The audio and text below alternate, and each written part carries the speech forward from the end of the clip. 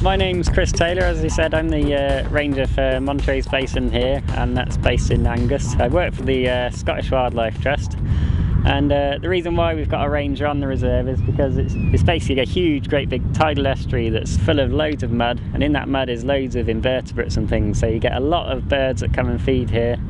You get a lot of birds that winter on the reserve, so they come here from places like Greenland and Iceland to come and feed here and feed up before they go back up north to breed again. You also get a lot of geese on the reserve, so there's about 51,000 geese here this winter, and they basically spend their winter here.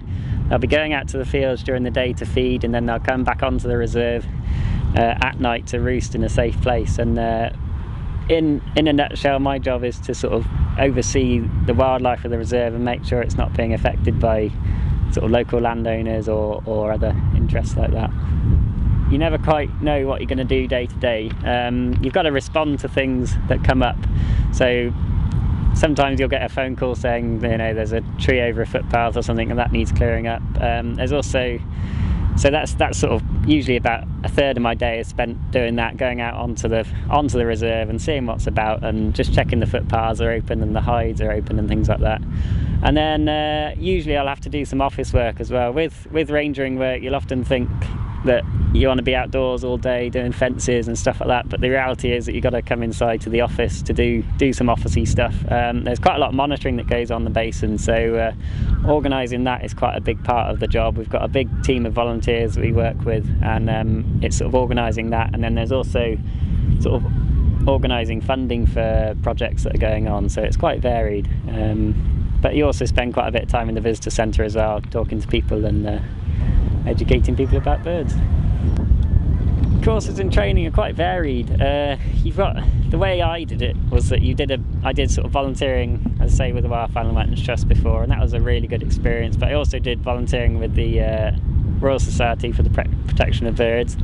Did a sort of residential volunteering trip with them, and that sort of gave me that passion and thought, yeah, I want to develop this. So I carried on and managed to get onto a university course in Aberystwyth in West Wales, and did 3 years of countryside management, which is a very sort of, it's a broad-based ecology type degree. It's very practical as well, so you know, as part of the course you're out there doing fencing and hedge laying and things like that, and as part of that course I also did 9 months volunteering work with another wildlife trust. And when you actually get into the work there, it's quite handy to try and get some more sort of vocational qualifications, so your sort of certificates to use machinery like a brush cutter, which is basically a strimmer with a very sharp metal blade on, and chainsaw tickets and things like that. So there is your sort of academic side, but you've also got your vocational qualifications, which are good to get, and you can get them through volunteering. Sometimes organisations might even pay for it as well.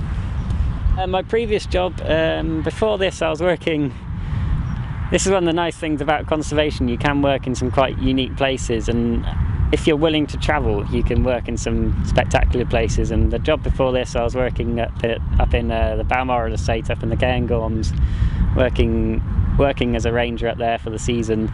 And then before that I was working down in Pembrokeshire on 2 small seabird islands off the west coast of Wales, so it's quite a lot of variety.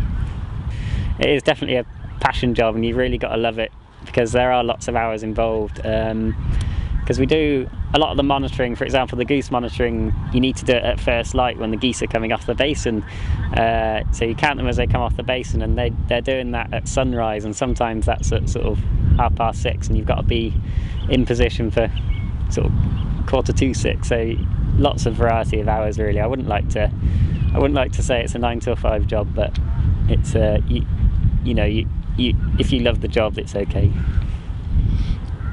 Basically, I've always had a passion for nature since a young age, and enjoyed watching birds and observing them and things like that. And when I was volunteering, I just really enjoyed doing my bit for nature, and you know, that developed into a more and more of an obsession, to the point that it then became a job. Outside all day is great. I say one of the best things about my job is that I can sort of pick and choose a little bit about whether I'm going to be outside today or not. I have got a sort of a stash of office work that I can do on the days that it's really hideously raining, but sometimes you just need to get out there and do it. And basically fleeces and jackets and trousers and lots of socks and thermal leggings help.